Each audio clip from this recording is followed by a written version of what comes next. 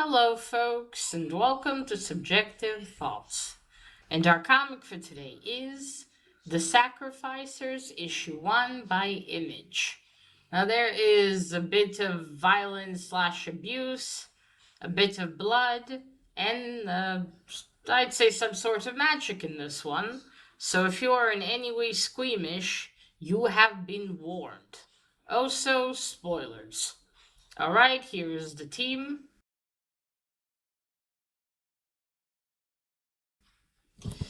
And let's go. So this is a new series. I read the free comic book day of this and thought it looked really cool and interesting. So I picked up the first issue and I finally read it today. So the story is pretty much almost the same. There are just a few pages they didn't add in the free comic book day. Right, so the story starts with a house. It's evening as these blue bird people. I'll just call them that. It's a family having dinner, mother, father, and 4 children, 3 little boys and a little girl. The father is saying a prayer of some kind. And then they hear a noise, and outside we see another child, older than the ones in the house outside the window. When the family spots him, he quickly runs away. The father goes outside angry, the mother telling him, trying to stop and telling him no. But there's nothing she can do. Before that, the little girl is stealing some food from the table and putting it in a bag. The father goes into a barn that's right next to the house. That's where the boy goes into. And he says something. He goes, bursts through the door, goes where the kid sleeps with the pigs. Takes his belt out, and he says those who are boasting are only trying to hide weakness. And then he says, "You want some attention? I'll give you attention." And then he starts hitting him with the belt. After he hits him a few times, he says, "You are a selfish boy." And then he leaves. It's nighttime, everyone is sleeping, except the little girl. She gets out of bed, goes downstairs, and goes into the barn, and to the older boy, who I'm pretty certain they're all siblings. And she gives him the food she saved in the bag. She gives it to him and says thank you. And she kisses him. And I'm not entirely sure why she says thank you. If it's for the reason I think, or if it's something else, maybe. Anyway, after that, we move on to a completely different place. We see this woman, the young woman, the one over here. Solana, her name is. She's in a big library. She's studying about a war that happened thousands of years ago with her little pet next to her. Not sure what kind of animal he's based on. Or is she? Anyway, then the clock strikes, and she's like, "Oh, finally!" And she shuts the book and runs out. Her little pet's after her.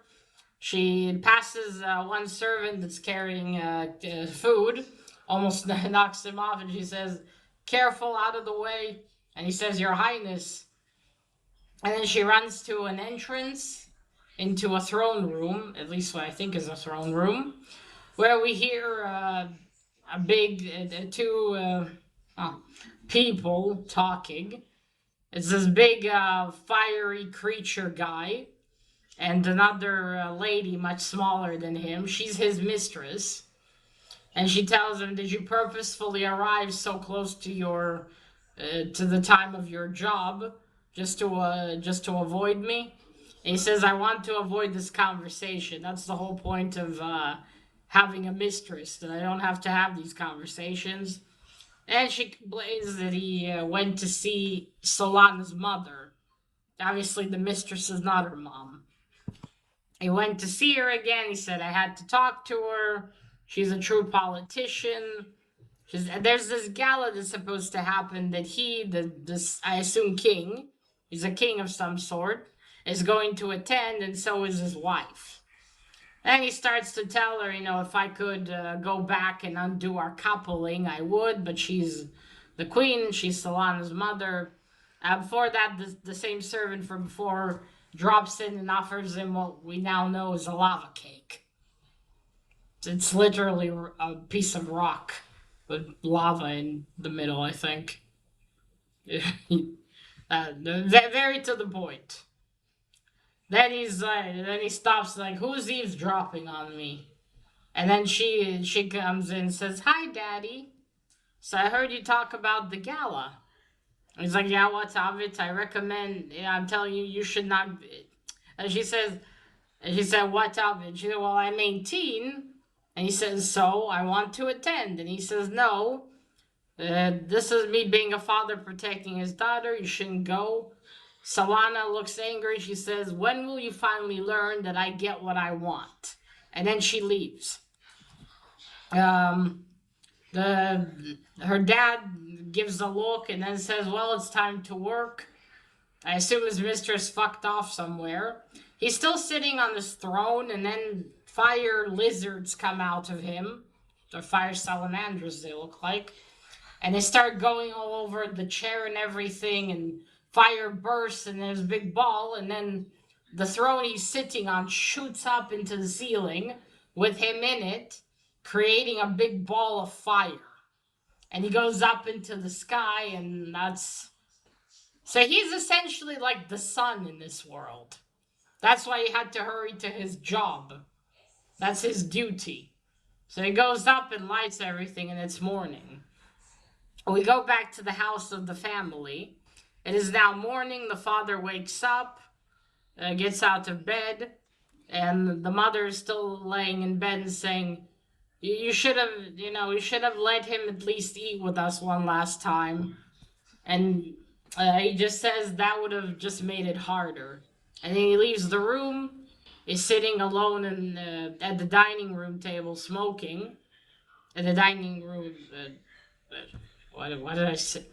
At the where they eat, he's sitting. Yeah, at the dining room table. Ugh. And then the daughter, her name is Beatrice. Yeah, it was Beatrice. She runs up to him and says, "Dada." And then he goes and opens the door, and outside stands this really cool looking creature with another henchman. And behind them, chained up, are a bunch of people and creatures. There's one bird, boy or girl, that kind of looks like they do, and the other ones that look more human, and ones that don't look human at all. And he says, "Well, where's your sacrifice?" And the dad starts to say, "He died. That he died, and we don't have one to give you. He died last winter." But then the, or something, let's call him the collector, gives him a look, and the father closes his eyes and goes to the barn. He opens the door. You see the oldest son working there, and he says, "I'm almost done. Just one more hour." And then the father tells him it's time, and he leads him outside. And then we see him, and he says, then suddenly the father says, "No, you can't take him." And like, no. And then the collector said, "Well, would you like us to pick another one?" And points this, I think, metal arm towards the mother also came out screaming, "You can't take him." So he points his long metal arm at the mother and the other four children. The father still argues, but then the son says, "No, no, I should go." Beatrice runs towards her older brother, hugs him, and he says, "No, you can't go." And he says, "I have to. It'll keep you safe." Beatrice, the dad comes up, picks up Beatrice, and he says, "He's right. We're only making this harder on him." And then it looks like he says, "Son," and then he stops and it takes Beatrice away. And then the son gives his hands to the henchman of the collector, and he gets chained up. And as that happens, the door to the family house is being closed, and then they start to get pulled away to walk, and it ends with the collector saying, "The one to keep the harmonies, there's only one rule: and then it's about the sacrificers, and that's it. That's where the issue ends. Let me, let me say exactly what he said here. So many bloody covers. Jesus. What was it? What was it? Perfect harmony and order under one simple condition, one simple sacrifice. Oh yes, and above you see the sun, but it's the face of that king. So right, let's start with the cover. This is a cool cover. I think it's cover A. There's a whole list inside of the covers. I'll show you in a moment. I don't know which one's one. Doesn't matter.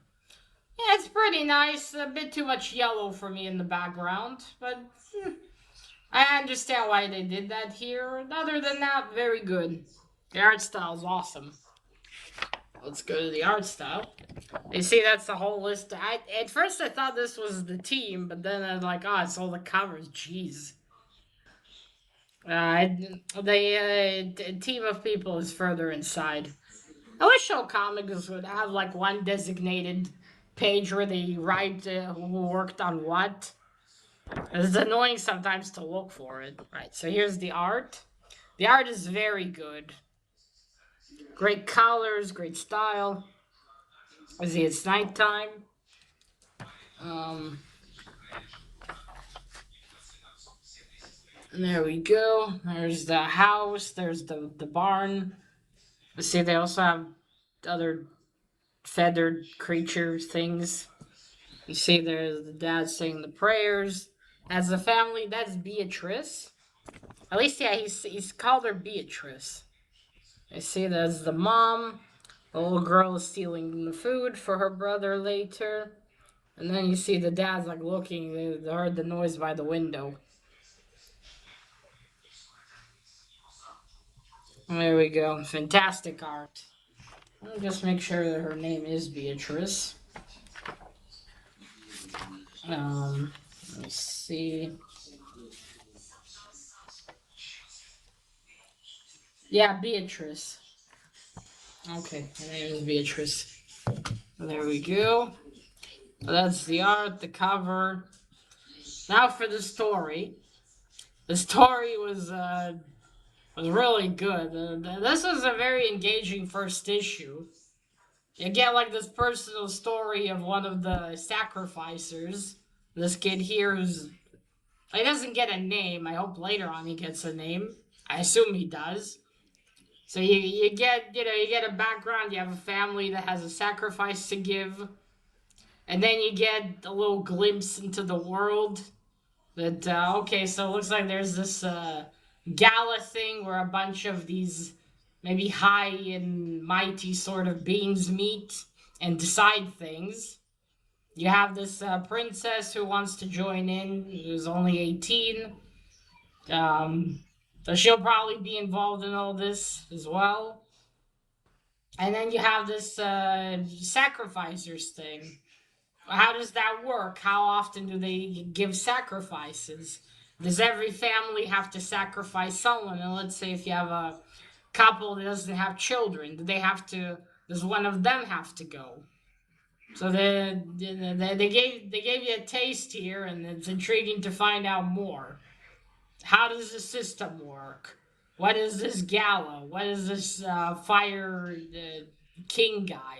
What does he do? What happens to the sacrifices? Do they get consumed with fire or are they taken as slaves? What will happen to this kid? What one thing I didn't get was it's it's unclear if the eldest son, if the father's been treating him like shit. Cause okay, he's in a bar and he has to work. The dad hits him. I don't understand if I don't know if maybe this is a case of the firstborn is the sacrifice, and maybe this you have to sacrifice once every few years. So maybe they've always known that they would sacrifice him, and that's why he's been treating him like shit. Maybe making him sleep in the barn or something. Because in the room where the children sleep, I don't see there's another bed for him. Unless he had a different room. It's just weird that he treats him like that, but then all of a sudden, he's like, no, you can't take him. If you were really that concerned about it, why did you treat him like shit before he was sent away? I mean, on one hand, maybe he didn't want him to miss them too much, and that's why he treated him like that, but still, it's unfair. It's the last night with the kid. I get it, you don't want the mom to be even more upset, but he couldn't even come see you before? What, he can't eat with you one last time? It would have made it harder for who? Him or you? I don't know. The father feels like a harsh bastard, basically. It was like, what, now suddenly he's about to be taking you, remembered you love him? And it just seemed a bit out of place. Again, I don't know. Maybe he hasn't been treating him like that all this time. Maybe it's just recently now that he knows he has to be a sacrifice. But it kind of seems like the kid always knew that he was going to be the one sacrificed. Again, it's very interesting to know more. How often does the sacrifice need to be given? How does this work? How does this whole world work? Is this Fire King is the sun? Do they need him, or couldn't they have just built some kind of contraption that would light everything up? And this whole harmony thing, all the people that live in this, people, creatures live in this world, that they all have to constantly participate in sacrificing. That's left to be seen, and I'm very excited to find out. I love this. It's very interesting. Great first issue. Definitely leaves a lot of taste for more. It's like, oh, what's gonna happen? Who's gonna do what? I feel like the daughter's gonna rebel in some way or maybe change things. I wonder if she's aware of the sacrifice and how did it all even start. And I wonder if her mom is the moon. Like the dad does the whole sun thing. I wonder if the mother is the moon. I mean, it doesn't work like that. I have no idea. So it's all very, very interesting what they've done here. I mean, she might be. Look at her belt. You see the sun and the moon. So yeah, interesting. Very interesting. Nice. So that's it. I think. Nah, I think that's all. That's all the information. That's all I wanted to say. Um, the creatures that came to collect them look very interesting. I wish I could show you, but it's like right at the last page. Anyway, this has been great. All right, folks. So that is it. Let me know. Have you read the first issue of Sacrificers? What did you think about it? Did you like it? Did you not? Let me know down below in the comments.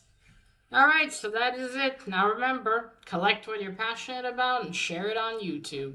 Bye.